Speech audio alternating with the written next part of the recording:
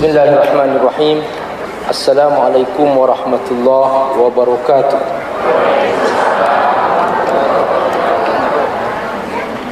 Alhamdulillah, wassalatu wassalamu ala rasulillah wa ala alihi wa sahbihi wa mawalah.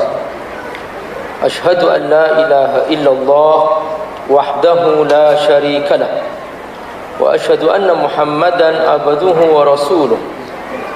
Allahumma salli ala sayyidina Muhammad wa ala alihi wa sahbihi ajma'in, wa ba'd. Bapak Ibu rahimakumullah yang dimuliakan oleh Allah Subhanahu wa taala.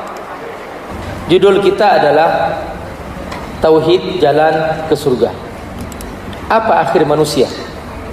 Akhir manusia dua pilihan. Ada yang ke surga, ada yang ke neraka. Kapan kita memilihnya?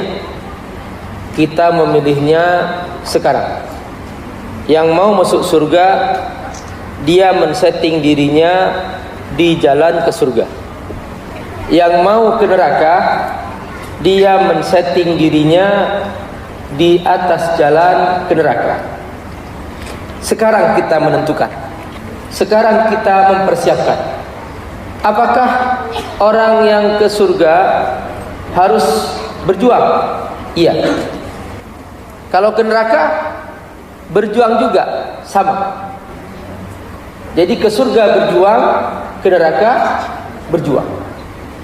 Jangan dikira Bapak Ibu, orang yang mau ke neraka itu santai-santai. Tidak. Setan lebih bekerja keras untuk masuk ke neraka. Dan setan mengajak teman-temannya untuk berjuang mati-matian supaya semakin banyak penghuni neraka. Kalah perjuangan orang yang ke surga dengan perjuangan setan ke neraka. Masih kalah. 7 miliar penduduk bumi, hanya 1,3 miliar yang beriman. Mayoritas kafir atau beriman? Kafir. Kalau kafir ikut siapa? Ikut setan. Jadi masih lebih banyak orang-orang yang menuju ke neraka daripada ke surga. Mengapa? Karena setan kerja keras. Tidak pernah berhenti setan menggoda manusia. Karenanya kita diajarkan agar selalu membaca a'udzubillahi bissamiil alim minasyaitonir rajim. Ya Allah, lindungi aku dari godaan setan yang terkutuk. Kenapa? Karena yang namanya godaan setan selalu menggiurkan. Banyak orang lebih mudah ikut setan daripada ikut Allah Subhanahu wa taala.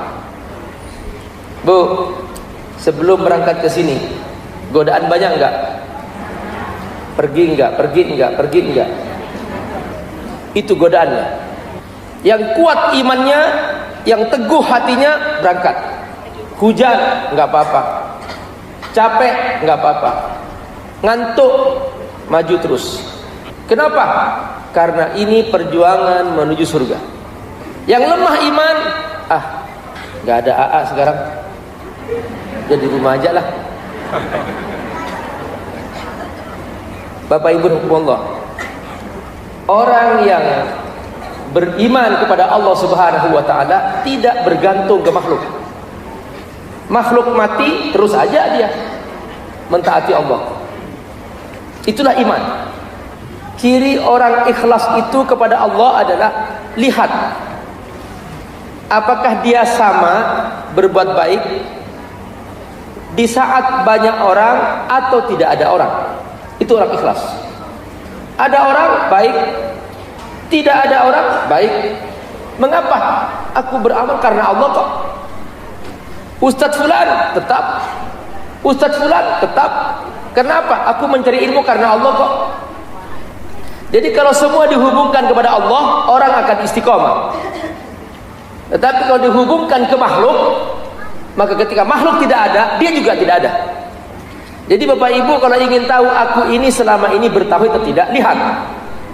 Kalau aku tetap mentaati Allah, ada orang tidak ada orang, berarti aku bertauhid. Tapi kalau ternyata aku mentaati Allah ketika ada orang, ketika tidak ada orang aku tidak taat, berarti tidak bertauhid. Itu salah satu ciri kita bertauhid tidak. Bapak Ibu rahimakumullah, saya teringat ayat dalam surah An-Nazi'at. Ini saya bacakan. Fa amma man tagha, adapun orang yang melampaui batas. Surat An-Nazi'at ayat 37. Surat nomor 79. Fa amma man tagha, adapun orang yang melampaui batas. Wa atharal hayatad dunya, dan mengutamakan dunia. Fa innal jahimah hiyal ma'wa, maka dia masuk neraka. Kebalikannya, ini orang yang bertauhid. Wa amma man khafa maqama rabbih, adapun orang yang takut kepada Allah sebagai Tuhannya. Wa nahan nafsa 'anil hawa, maka dia akan mengendalikan nafsunya. Fa innal jannata hiyal ma'wa, maka dia masuk surga. Jadi oleh Allah sudah diumumkan bahwa hidup ini pertaruhannya dua pilihan. Sebelum kita keluar rumah, di depan rumah kita itu sudah ada dua bendera. Satu dipegang oleh malaikat, satu dipegang oleh setan. Kita nggak melihat, tapi sudah ada. Ketika keluar rumah hatinya bersih, bertauhid kepada Allah Subhanahu wa taala, ikhlas karena Allah Subhanahu wa taala, siap mentaati Allah, siap jauhi maksiat, maka yang berkibar bendera malaikat. Dia dikawal sampai ke tujuan di mana dia berniat baik. Kebalikannya, keluar rumah hatinya kotor, niatnya kotor untuk berbuat maksiat, berjudi, zina, merampok, korupsi, maka yang berkibar bendera setan. Malaikat pergi, yang mengawal setan kemana saja dikawal. Makanya ketemu kawannya, bang mau kemana? Ke sana. Ngaji yuk. Ah, ngaji mau dulu ah. Jawabannya lain. Kenapa? Dikawal oleh setan. Bang, masjid tuh sholat. Ah, sholat nanti dah. Nggak takut neraka? Neraka kan nanti. Yang penting sekarang kita bersenang-senang. Berani ngomong begitu. Mengapa? Dikawal setan. Ketika dikawal setan, maka pembicaraannya itu sudah berbau setan, menyakitkan hati orang lain, merendahkan agama Allah, meremehkan Allah, diberi nasihat tidak masuk. Makanya Bapak Ibu, ketika Allah menggambarkan tentang orang-orang yang tidak beriman kepada Allah, Allah menggambarkan mereka dengan sebuah firman-Nya, sawa'un alaihim a'anzartahum am lam tunzirhum la yu'minun. Surah Al-Baqarah ayat 6. Innal ladzina kafaru, sesungguhnya orang-orang kafir, sawa'un alaihim, sama saja bagi mereka. A'anzartahum, kau beri nasihat atau tidak kau beri nasihat. Am lam tundirhum la yu'minun, mereka tidak akan beriman. Mengapa? Karena mereka sukanya tagha. Fa amma man tagha, suka mereka tagha. Dari kata tagha ini muncul istilah taghut, perbuatan menyimpang. Bapak Ibu, jalan ke surga itu kan lurus. Kita berdoa, ihdinas siratal mustaqim. Orang yang tidak mau ke surga, mereka pasti menyimpang dari siratal mustaqim. Ketika menyimpang disebut tagha. Mengapa? Karena dia melampaui batas. Kata Allah, fa amma man tagha. Ketika dia tagha, maka dia ikut perbuatan setan. Siapa yang pernah bertemu setan baik? Ih, setan sholat ya? Nggak ada. Setan tuh jelas, Bu. Jadi setan jelas. Dia nggak mau ikut-ikutan ngaji, nggak mau ikut-ikutan sholat. Kalaupun dia ikut ke pengajian untuk menggoda yang ngaji supaya tidak sabar, bikin kemeng betis dah, bikin kemeng pinggang, belok kanan, belok kiri, selonjor. Wah, terasa pengajian lama, kapan nih berhenti nih Ustadz nih? Ya Allah, hentikan pengajian Ustadz, ya Allah. Jadi setan itu pokoknya membuat orang tidak nyaman. Makanya setan berjanji. Perhatikan setan, dia berjanji di depan Allah. La aqudanna siratal mustaqim, kata setan di depan Allah. Ini berjanji setan. Surat Al-A'raf ayat 16. Qala, berkata iblis, fabima aghwaytani, karena engkau telah melaknat aku ya Allah, la aqudanna lahum, akan aku tongkrongi di mana tempat-tempat orang baik duduk mencari ilmu, aku datangi. Siratal mustaqim, tempat-tempat yang lurus. Jadi setan berusaha membuat seseorang menyimpang dari siratal mustaqim. Kita berdoa agar istiqomah, ihdinas siratal mustaqim. Ini pribadi istiqomah. Kalau saya umpamakan, Bapak Ibu rahimakumullah, istiqomah itu seperti lebah. Halo? Seperti apa? Lebah. Bahasa Arabnya apa? An-Nahl.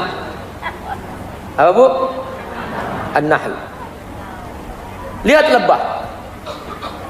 Lebah ini, Bapak Ibu, dia tidak pernah hinggap kecuali di tempat yang baik, dan tidak pernah mengambil kecuali yang terbaik, dan tidak pernah berbagi kecuali yang baik. Apa yang diberikan lebah? Madu. Subhanallah. Itu lebah. Istiqomah, konsisten, lurus, gak pernah hinggap di tempat yang buruk, tidak pernah, selalu tempat yang baik, mengambil yang baik, membuat yang terbaik, menghadiahkan yang baik. Itulah lebah. Kebalikannya lebah adalah lalat. Halo? Apa? Lalat. Bahasa Arabnya lalat disebut dengan az-zubabah, dari kata dzabdzabah yudzabdzibu. Dzabdzabah yudzabdzibu, pelin pelan. Manusia lalat disebut mudzabdzab. Lihat lalat. Di kue yang lezat bersih datang, bangkai datang juga, makanan segar datang, busuk datang juga. Ini lalat. Manusia lalat. Masjid datang, mabuk juga datang. Apa kata Allah? Perhatikan, Allah menggambarkan manusia lalat dalam Al-Quran. Mudzabdzabina, la ilaha ula wa la ilaha ula. Surah An-Nisa 143. Mudzabdzabina, baina dzalik, dia tidak jelas. Bertemu orang Islam, aku sama kamu. Bertemu orang kafir, aku dukung kamu. Nggak jelas. Yang penting mani piro. Mudzabdzabin baina dzalik, seperti lalat. La ilaha ula, dia tidak ke sana, wa la ilaha ula, dia juga tidak ke sini. Bang, ya. Abang dukung Allah atau dukung setan? Netral saya. Nggak jelas. Setan saya jelas. Jadi setan. Kita jadi orang beriman harus jelas. Mulai kapan jelas? Mulai sekarang. Allah sudah tentukan Pak Ustadz, ya gimana kalau orang nggak jelas? Nanti di akhirat di mana Pak Ustadz? Ini jawabannya. Innal munafiqin fid darkil asfal minan nar. Surah An-Nisa 145. Sesungguhnya orang-orang munafik, mereka ini, Bapak Ibu rahmatullah, dalam bahasa Arab kenapa disebut munafik? Jadi ada seekor binatang namanya al-yarbu. Orang Arab mengatakan nafaqal yarbu. Yarbu ini binatang, dia itu membuat lubang di satu sisi, nanti keluar di lubang yang lain. Jadi masuk di satu lubang, keluar di lubang yang lain. Kalau kita buka kamus bahasa Arab, namanya Lisanul Arab. Di situ ketika menjelaskan kata nafaqa yunafiqu, maka mereka berikan contoh. Nafaqal yarbu. Kenapa kok disebut yarbu nafaqah? Karena dia bermuka dua. Masuk satu lubang, keluar di lubang yang lain. Bertemu orang Islam, menguntungkan, dukung orang Islam. Ketika dia ternyata orang Islam lemah, cari orang kafir, dia dukung orang kafir. Yang penting mana aku untung. Di zaman Nabi seperti itu. Dia memberitahukan rahasia orang Islam. Dia nampak seperti orang Islam, tapi dia berusaha menghancurkan orang Islam. Nampak solat di zaman Nabi, orang munafik solat, solat duhur, solat asar, solat maghrib berjemaah di masjid. Tapi pas solat isya mereka menghilang.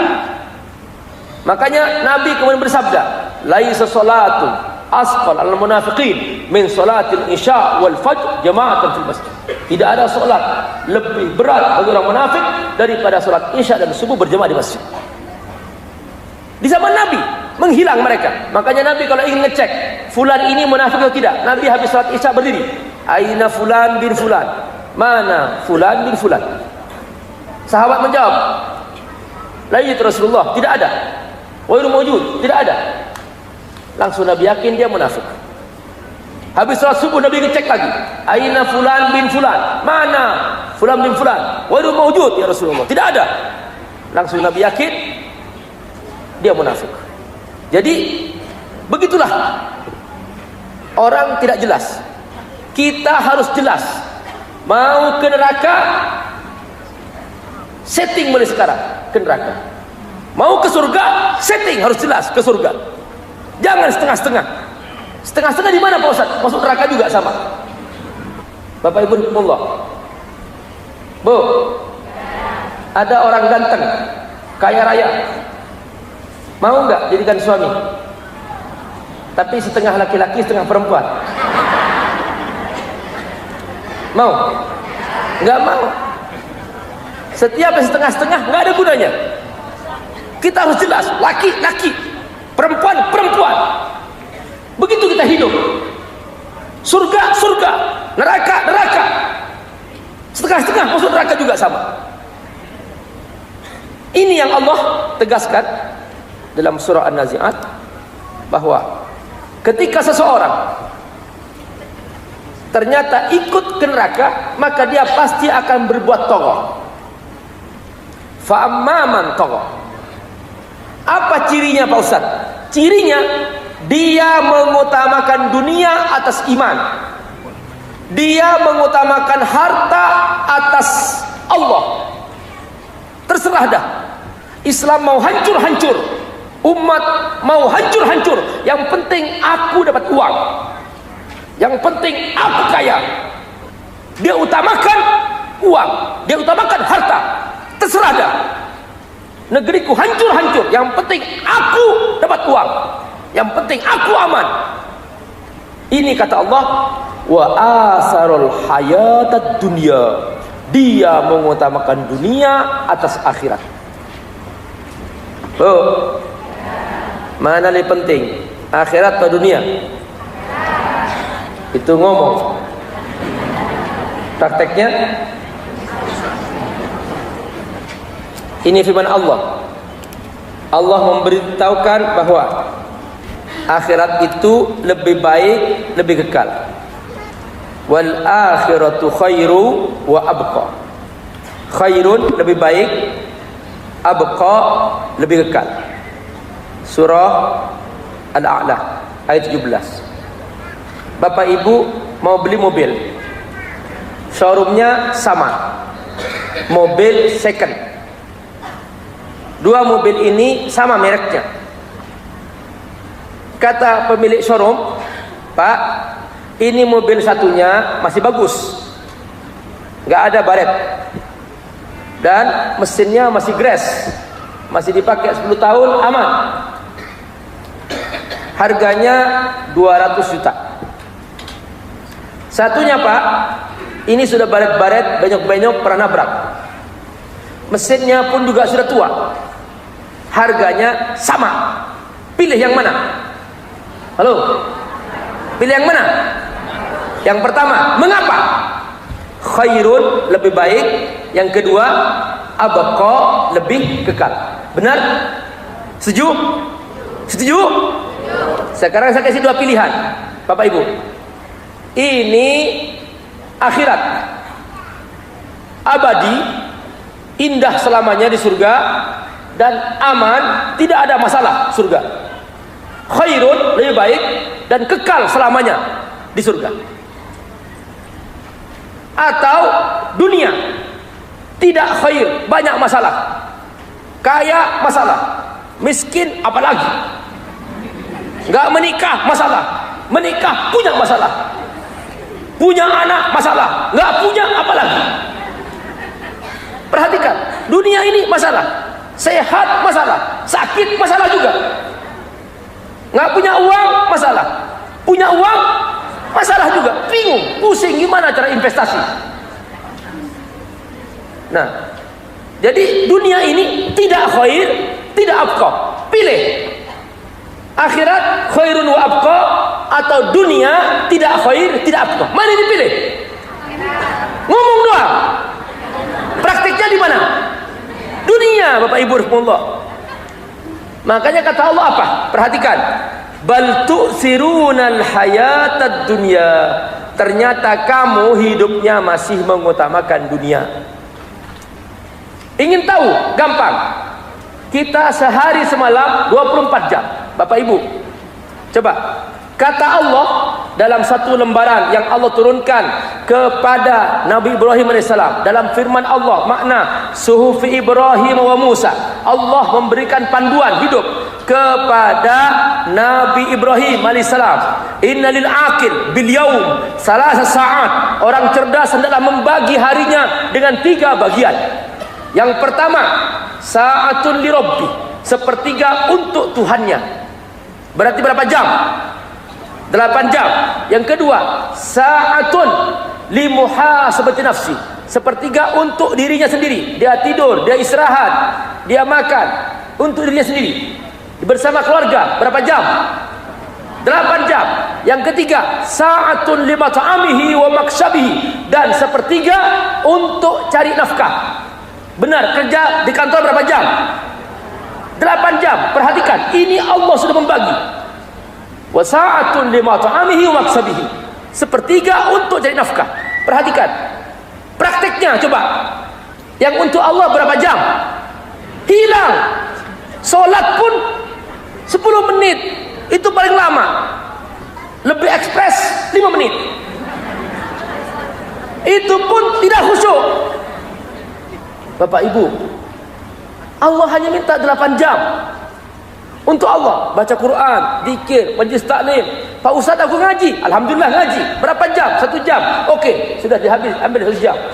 Salat dikumpulkan 50 menit. Berarti 1 jam 50 menit. Yang lain kemana? Habis. Habis dengan apa? Handphone, Pak Ustaz. Apa kata para ulama? Bapak Ibu perhatikan. Ma ahbabta ayyakuna ma'aka fil akhirah if'alhul yawm. Apa yang kamu suka kau bawa ke akhirat, kerjakan sekarang juga.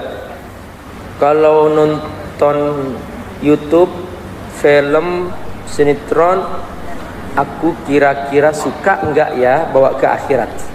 Kalau aku ditanya oleh Allah nanti jam sekian sampai jam sekian kerjamu apa? Ya Allah, aku nonton sinetron bagus banget ya Allah. Suka nggak jawab begitu? Kalau nggak suka jangan kerjakan. Nih nasihat berikutnya, wa ma karihta, apa yang kamu tidak suka, ayyakuna ma'aka fil akhirah utrukhul yaum, yang kamu tidak suka kau bawa ke akhirat, tinggalkan sekarang juga. Aku mau baca Quran jam sekian sampai jam sekian, terus aku tadabbur maknanya sampai jam sekian. Nanti aku ditanya Allah, jam sekian sampai jam sekian apa kerjamu? Baca Quran ya Allah, aku mentadabburi maknanya ya Allah. Suka enggak? Bawa, kerjakan sekarang, jangan tunda-tunda. Pagi ini aku jalan-jalan di mall, jalan-jalan. Mau kemana? Ngaji. Di mana? Sama AA. Tapi ternyata nggak nyampe ke masjid. Nyampenya di mana? Di mall. Akhirnya bayar zakat mall. Bapak Ibu rahimakumullah, apa yang kamu suka kerjakan sekarang. Apa yang kamu tidak suka bawa ke akhirat, tinggalkan sekarang. Ini rumus dalam hidup. Untuk apa? Ke surga. Makanya pada bagian yang kedua, Bapak Ibu, nih, orang yang tawaf pasti cirinya suka mengutamakan dunia. Pak Ustadz, apakah sia-sia itu dosa, Pak Ustadz? Iya. Bu, main HP 5 jam, sia-sia enggak? Sia-sia. Dosa enggak? Kok ragu? Dosa enggak? Ibu punya pegawai di toko, punya pegawai di kantor, datang kantor rajin, tapi kerjanya enggak ada, sia-sia, main game aja di kantor. Digaji enggak pegawai gitu? Dipecat enggak? Pecat. Berarti sia-sia itu dosa. Pak Ustadz, kerjaku apa Pak Ustadz? Kalau sudah selesai, sholat sudah selesai Pak Ustadz, baca Quran sudah selesai Pak Ustadz, kan kosong aku. Tikir, baca selawat ke Rasulullah SAW. Dari rumah ke pasar, baca astagfirullahaladzim, astagfirullahaladzim, astagfirullahaladzim, astagfirullahaladzim.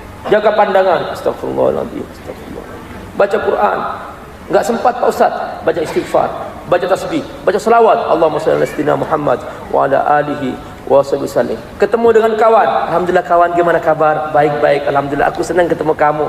Beri kabar gembira, beri senyum yang indah. Senyummu untuk seramu adalah sedekah. Tabassumu kali wajhi akhika sedekah. Masya Allah, saya sudah lama nggak ketemu kamu. Iya, Masya Allah, kita ketemuan yuk nanti kapan?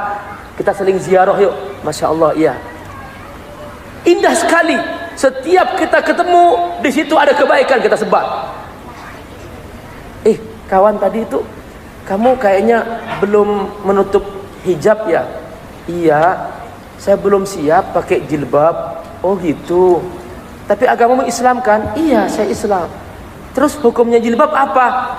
Ya, nggak tahu ya. Itu wajib saudaraku. Kenapa kok setengah-setengah masuk Islam?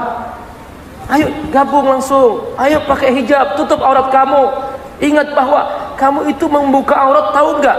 Itu dosa kamu cukup berjam-jam. Salat kamu 10 menit, buka jilbabnya 24 jam.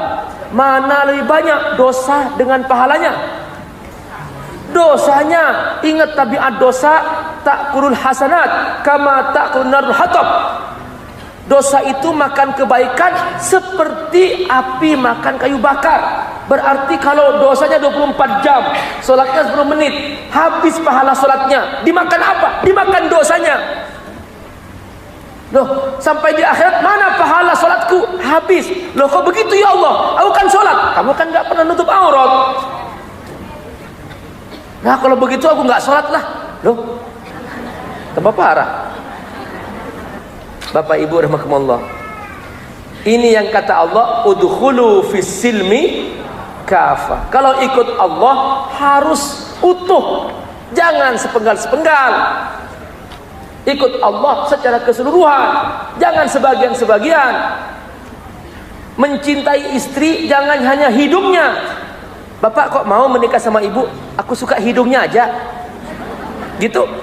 Ya enggak lah. Cinta semuanya dari ujung rambut ke ujung kaki. Itu namanya cinta istri. Dan kalau kita mencintai istri, buktikan dengan cinta. Jangan hanya ngomong doang. Bu, mau nggak punya suami? Dia ngirim WhatsApp, I love you mom. Terus nanti I love you mom, tapi nggak pulang-pulang bu. Hanya ngirim WhatsApp doang.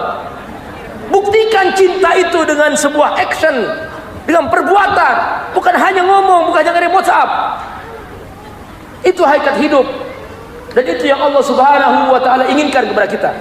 Makanya ketika seseorang ternyata menyimpang dari Shiratal Mustaqim dan dia mengutamakan dunia, kata Allah, fa innal jahima hiyal ma'wa, maka dia masuk neraka.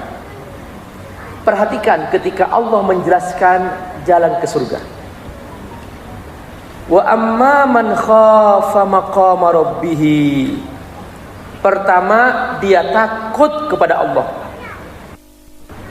Takut ini Bapak Ibu, kata takut penting, penting sekali mengerti kata takut.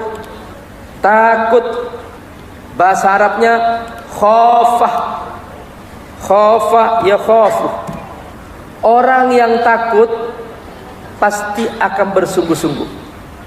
Bapak Ibu mau pergi umroh, pesawat berangkat jam 4 pagi, takut ketinggalan pesawat, menunggu di airport jam berapa bu?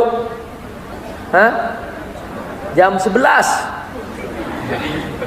Tidur, nggak tidur Pak Ustadz. Kenapa? Takut ketinggalan pesawat. Ada nggak bu nggak tidur?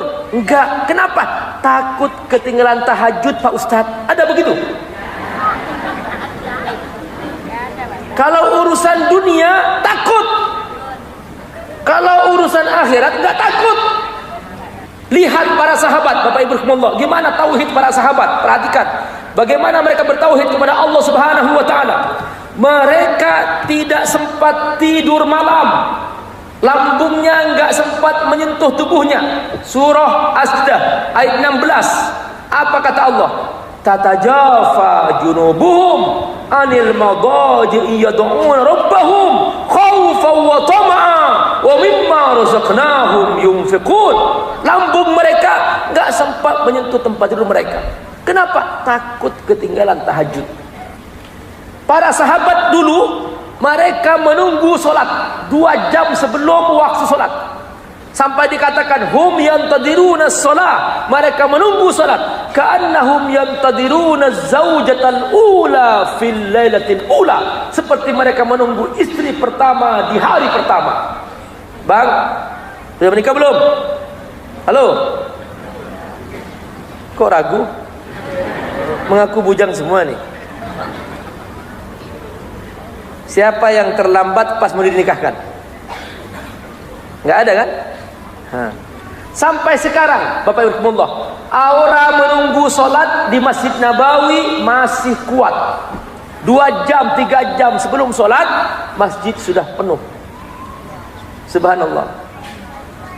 Kenapa? Takut ketinggalan takbiratul ihram. Dulu para sahabat bercerita, kunna na'uddu sawair minal muhlikat. Kami dulu kalau melakukan dosa kecil, kami merasa itu dosa besar. Ketinggalan takbiratul ihram, sahabat menangis. Sahabat yang lain mendatangi, melakukan takziah. Kenapa kamu terlambat takbiratul ihram? Kenapa? Ada apa? Memang ada pekerjaan lebih penting daripada Allah. Begitu dulu para sahabat. Sekarang mau takbiratul ihram, nantilah. Rakaat pertama hilang, enggak apa-apa, ketawa-ketawa masih di jalan. Ya. 2 rakaat hilang, enggak apa-apa. Bahkan gabung sholat pun enggak apa-apa. Maghrib sama Isya digabung. Bahkan ada asar sama maghrib digabung. namanya salat amma, asar, maghrib. Banyak yang nggak merasa berdosa. Kenapa? Rasa takutnya tidak sensitif. Kok begitu? Tauhidnya lemah. Orang yang tauhidnya kuat, takutnya kuat. Orang yang takutnya kuat, dia akan berhati-hati dari dosa. Sebetulnya ajakan takwa itu adalah hakikatnya supaya kita takut kepada Allah. Itu takwa. Itu mana takwa? Ittaqullah, bertakwa kepada Allah. Supaya kita takut kepada Allah. Maksudnya apa? Berhati-hati dari dosa. Karenanya ketika Umar bin Khattab radhiyallahu anhu menemui Ubay bin Ka'ab, sahabat Nabi, ahli qiraat, ahli tafsir, rujukan para sahabat. Ubay bin Ka'ab, pernah Allah menurunkan satu surah, namanya surah Al-Bayyinah. Begitu turun surah Al-Bayyinah kepada Rasulullah SAW, malaikat Jibril dipesan oleh Allah, sampaikan ke Muhammad agar surah ini dibacakan kepada Ubay bin Ka'ab. Begitu turun surah Al-Bayyinah, langsung Nabi menemui sahabatnya namanya Ubay bin Ka'ab radhiyallahu anhu. Langsung Nabi bersabda, "Ya Ubay, ya, inni umirtu an uqri alaika hadhihi surah." Aku diperintahkan Allah Subhanahu wa taala agar membacakan surah Al-Bayyinah ini kepadamu. Ubay mendengar cerita itu bertanya, "Asammani ya Rasulullah, apakah namaku disebut wahai Rasul?" "Naam, benar, namamu disebut Allah, namamu disebut malaikat Jibril." Ubay menangis saking gembiranya. Di sini Ubay saatnya dia menunjukkan betapa alimnya, betapa luas ilmunya. Umar bertanya, "Ya Ubay, wahai Ubay, ma huwa taqwa? Apa itu takwa?" Faqala Ubay menjawab, "Hal salakta tariqan dha syauqin ya Umar? Pernahkah kamu melewati sebuah jalan berduri wahai Umar?" Qala na'am.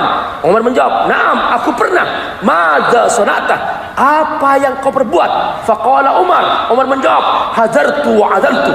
Aku berhati-hati, aku jenjingkan kaki, aku melangkah, jangan sampai duri menusuk tubuhku. Aku berhati-hati, jangan sampai duri menggores kulitku. Menghindar sampai aku ke tujuan. Faqala Ubay menjawab, "Dzalika taqwa ya Umar, dzalika taqwa ya Umar, dzalika taqwa ya Umar." Itu dia takwa wahai Umar, itu dia takwa wahai Umar.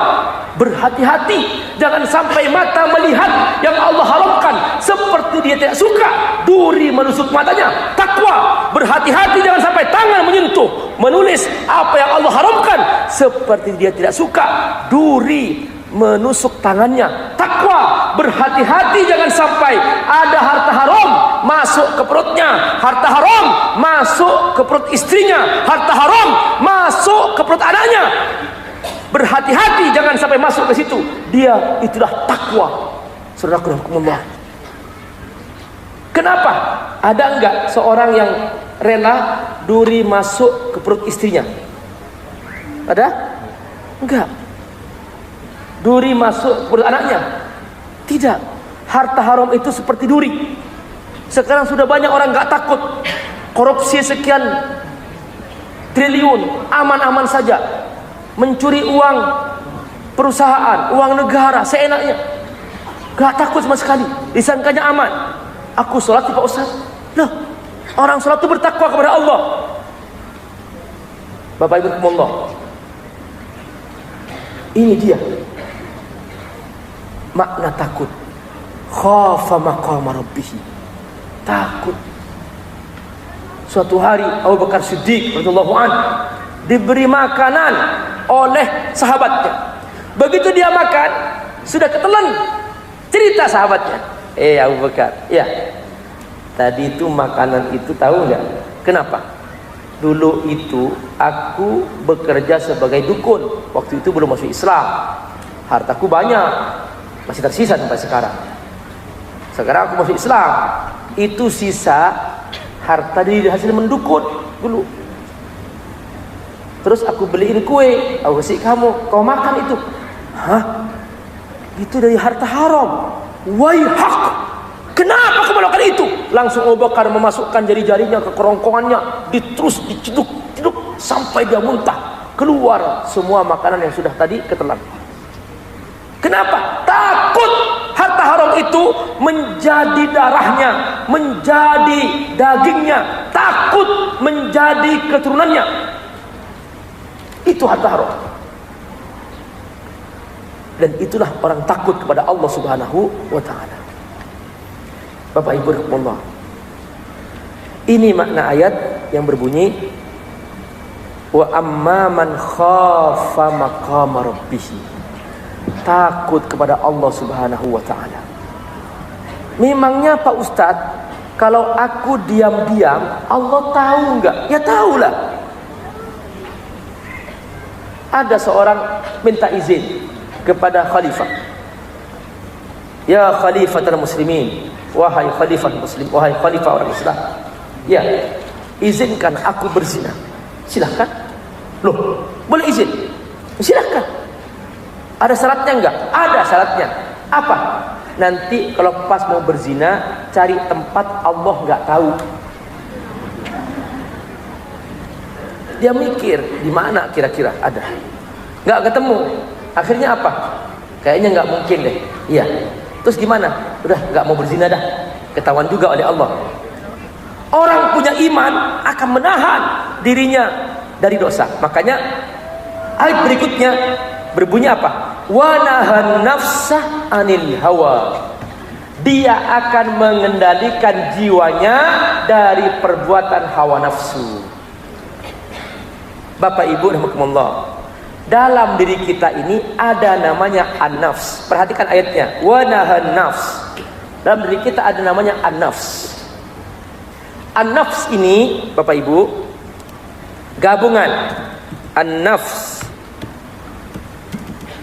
ini gabungan, ada al-aql, ada al-qalbu, ada asy-syu'ur. Jadi ada akal, ada hati, ada syu'ur, ada perasaan. Misalnya, Bapak Ibu ingin tahu bahwa dalam diri kita ini ada akal. Coba buktikan Bapak Ibu duduk sama kucingnya. Ngomong, cing, nanti kamu jangan ngambil daging saya ya. Itu haram hukumnya. Ngerti nggak? Nggak ngerti. Berarti dia tidak punya akal.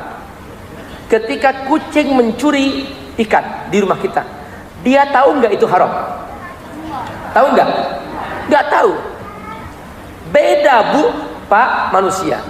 Manusia ini dia korupsi, tahu itu haram, dia kerjakan. Manusia ini zalim, tahu itu haram, dia kerjakan. Manusia tahu berzina itu haram, dia kerjakan. Dia tahu itu haram. Itu manusia. Kenapa kau tahu? Karena itu akal yang bekerja. Makanya selama ini selalu ada pengajian manusia. Gak pernah saya diundang pengajian kucing, gak pernah. Karena gak punya akal. Nah, gabungan ini semua al-aqlu wal qalbu wasyu'ur. Nih, qalb, hati. Seorang ibu selalu pesan kepada anaknya, nak, hati-hati nak ya kalau naik motor. Perhatikan, berarti dalam diri kita itu ada namanya hati. Maksudnya apa? Ikuti suara hati nuranimu. Orang yang jujur pada hatinya tidak mungkin berbuat dosa. Orang yang ikut isi hatinya tidak mungkin bermaksiat.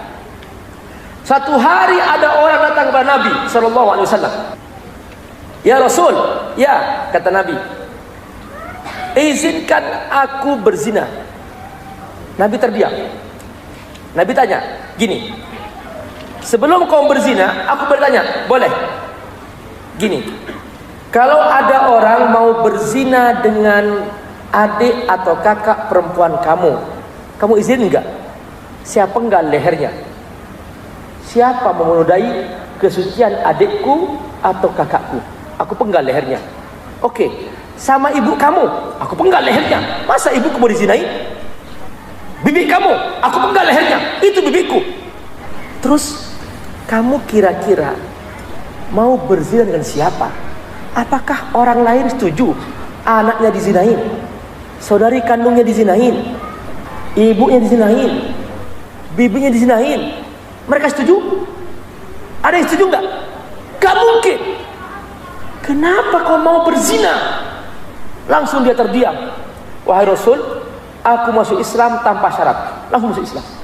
Nabi mengajak berbicara pakai hatinya. Orang yang ikut hati nuraninya tidak mungkin buat dosa. Jadi orang sekalipun secara zahir mungkin dia belum beriman kepada Allah, agamanya bukan Islam, tapi kalau dia ikut hati nuraninya, dia akan berkata benar. Sebaliknya, orang mengaku muslim, sholat, haji, dan seterusnya, tapi dia tidak ikut hatinya, dia akan berbuat bejat. Banyak nggak orang Islam bejat? Halo? Banyak nggak? Banyak, Bapak Ibu Rahimakumullah. Kenapa? Karena tidak ikut hati nuraninya. Jadi dalam an-nafs ini ada al-aql, ada al-qalb. Terus ada as-syu'ur. Syu'ur ini apa? Perasaan. Perasaan. Bertemu yang lebih tua, dia memuliakannya. Ketika di jabatan sama yang lebih tua, dia memuliakannya, kadang mencium tangannya, dia merendah di depannya. Ini perasaan. Tapi orang gak punya perasaan, ketemu ayahnya, bro, gimana bro? Ih, sama bapaknya pakai bro. Manggil nama bapaknya, namanya Lukman, Man sini Man. Bapaknya dipanggil, Man sini Man. Punya perasaan gak? Gak punya perasaan. Istri manggil suaminya, namanya Ali, Li sini Li. Punya perasaan gak istri begitu? Tidak. Suami manggil istrinya, namanya Fatimah, Me, Timeh sini Me. Punya perasaan gak? Gak punya perasaan. Seharusnya dia memuliakannya. Nabi ketika manggil istrinya, dipanggil dengan keindahan di wajahnya. Ketika wajah Aisyah kemerah-merahan, dipanggil ya Humaira, wahai yang pipinya mirah. Itu perasaan. Bangga Aisyah, dipanggil dengan sifatnya, wahai yang pipinya mirah. Bahagia ibu. Ya bu ya. Halo bu, bapak siap gak mengubah cara manggilnya? Sayang, cantik. Tahu nggak bu, kenapa banyak bapak tidak mau manggil sayang, cantik? Takut mama, sayang, pret gitu. Ibu jangan main pret-pretan. Ini bapak sudah ngaji semua, nanti berubah cara manggilnya. Bapak ibu rahimakumullah. Nah, ini yang Allah bersumpah. Jadi dalam diri kita ini ada namanya an-nafs. Kalau dalam bahasa HP disebut dengan istilah software. Kalau bapak ibu buka itu HP, dia menyala, keluar itu software. Namanya Android atau Windows dan macamnya. Nanti dipencet, ibu WhatsApp, Instagram, Telegram, kilogram. Nah, tapi coba ibu bapak bongkar HP-nya. Kenapa dibongkar tuh HP? Pengen cari WhatsApp di dalam. Kelihatan? Kelihatan nggak WhatsApp-nya? Dibongkar? Tidak, nggak ada. Kenapa? Itu software. Nah, sama dengan kita bu. Kita ini merasa kasih sayang sama anak. Itu syuur. Cinta kepada istri, syuur.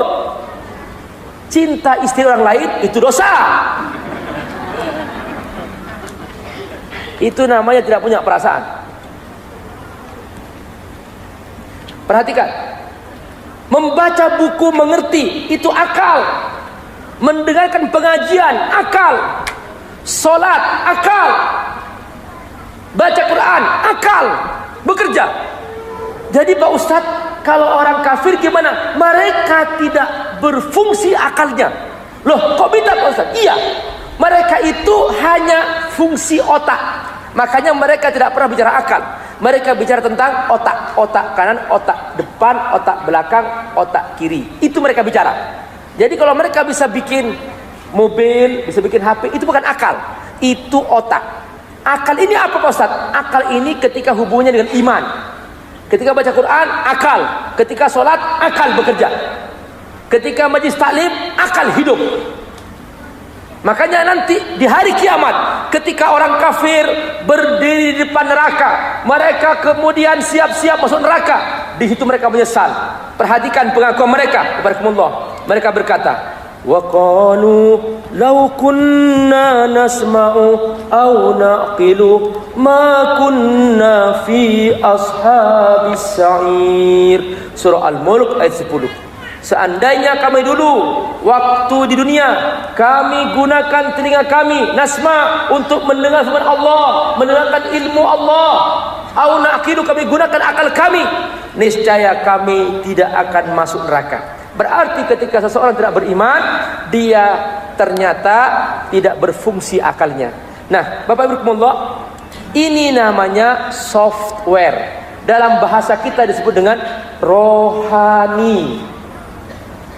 Nah, ketika Allah menceritakan tentang ahli surga apa? Pertama, dia takut kepada Allah. Kedua, dia memproteksi nafs, jiwanya, an-nafs. Jangan sampai dipimpin oleh hawa nafsu. Wa nahan nafsa 'anil hawa. Dia proteksi jiwanya, jangan sampai dipimpin hawa nafsunya. Kenapa? Karena hawa nafsu ini mengajak kepada kemaksiatan. Hawa nafsu ini dimanfaatkan oleh setan. Nah, makanya Allah bersumpah dalam Al-Quran tentang jiwa. Perhatikan, wa nafsiu wa ma sawwaha, demi jiwa dan demi yang Allah sempurnakan penciptaannya. Wa nafsiu wa ma sawwaha, surat Asy-Syams ayat 7. Demi jiwa dan demi penciptaan yang sangat sempurna. Ini yang membuat kita mengerti. Ini yang membuat kita merasa. Ini yang membuat kita tersentuh dengan bacaan Al-Quran. Kita mendengar orang baca Quran, Bismillahirrahmanirrahim, Alhamdulillahi Rabbil Alamin, Ar-Rahmanir-Rahim, Maliki Yaumiddin. Jiwa terasa tersirami dengan bacaan Quran. Itu semua jiwa. Makanya kata Allah, fa'alhamaha fujuraha wa taqwaha. Kepada jiwa Allah tawarkan, mau berbuat dosa, fujur, atau mau bertakwa, takwa. Fa'alhamaha fujuraha wa taqwaha. Bagi orang yang bertakwa, maka dia akan bersihkan jiwanya. Ketika dia bersihkan jiwanya, maka dia pasti bahagia. Qad aflaha man zakkaha. Subhanallah, jiwa sudah bersih, tidak ada dosa. Setiap dosa beban. Semakin banyak dosa, semakin banyak beban. Semakin banyak beban, semakin banyak masalah. Dikit-dikit marah, dikit-dikit ngamuk, dikit-dikit berkata kasar. Kenapa? Setiap hari makan harta haram, setiap hari mencuri, setiap hari menipu, setiap hari berbohong, maka akhirnya dosa semakin banyak. Begitulah orang-orang yang jauh dari Allah Subhanahu wa ta'ala. Maka orang yang bersih hatinya, bersih jiwanya, mereka akan bahagia. Siapa yang menjamin? Allah Subhanahu wa ta'ala. Qad aflaha man zakkaha. Semakin bersih jiwa, semakin dekat kepada Allah Subhanahu wa ta'ala. Semakin dekat kepada Allah Subhanahu wa ta'ala, semakin bahagia. Kebalikannya, ketika jiwa kotor, maka dia akan semakin jauh dari Allah Subhanahu wa ta'ala. Ketika jauh dari Allah Subhanahu wa ta'ala, maka dia bersama setan. Setan selalu menemaninya berbuat dosa. Semakin banyak dosa, banyak masalah. Bapak Ibu, perhatikan. Bapak Ibu punya HP. Semakin dekat ke operator, semakin kuat sinyal. Sinyal kuat, download lancar. Download lancar, senyum cerah ceria. Kebalikannya, semakin jauh dari sinyal, semakin lemot berebet. Lemot berebet, download lambat. Download lambat, muka kesel. Nah, itu dia warahmatullah kata kuncinya. Kata Allah apa? Waqad khaba man dassaha. Maka celaka orang yang mengotori jiwanya.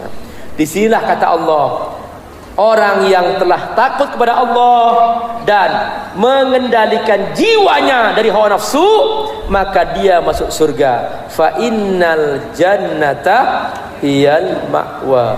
Maka dia masuk surga. Seperti apa indahnya surga.